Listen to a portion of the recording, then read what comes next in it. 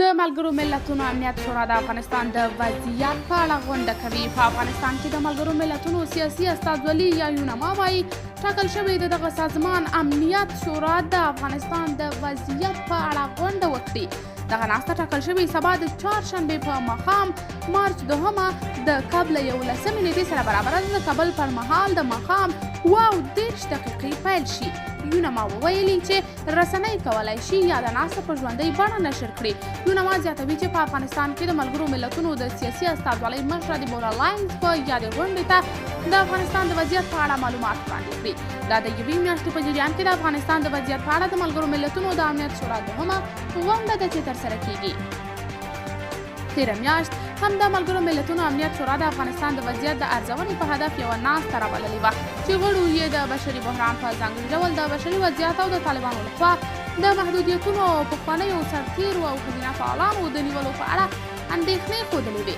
د ملګرو ملتونو امنیت شورا او نړیوالې ټولنې تل پر رسم حال د افغانستان د بشري وضعیت په اړه اندېښنې ښودلې دي چې تازه په کابل او ځینو ولایتونو کې د طالبانو د کور په کور تالاشیو په اړه غبرګونونه راپورته شوي دي.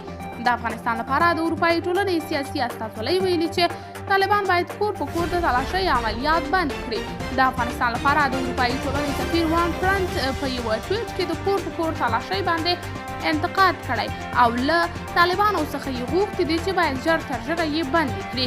دغه اروپایي ډیپلومات طالبانو ته په خطاب کې ویلي چې د روسیې د ولسمشر ولادیمیر پوتین د جنګ تر څنګ موږ له تاسو هم نظارت کوو. هغه لیکلي دي چې طرحه د کورونو تالاشي نیونه او د نورو قومونو د غړو او ښځو سره خشونت جرم دی او باید ژر تر ژره بند شي.